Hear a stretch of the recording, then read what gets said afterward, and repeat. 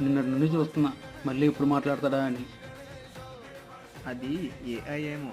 కాదు, UI, universal intelligence.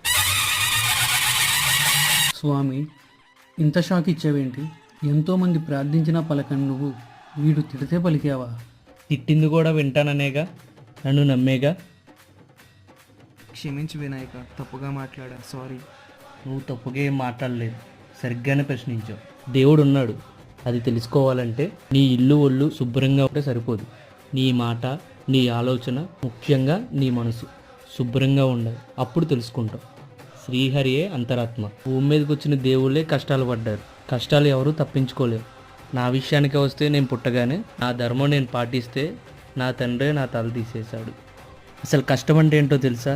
ఎన్ని సుఖాలున్నా ఇంకా ఏదో లేదని బాధపడుతుంటారే వాళ్ళది.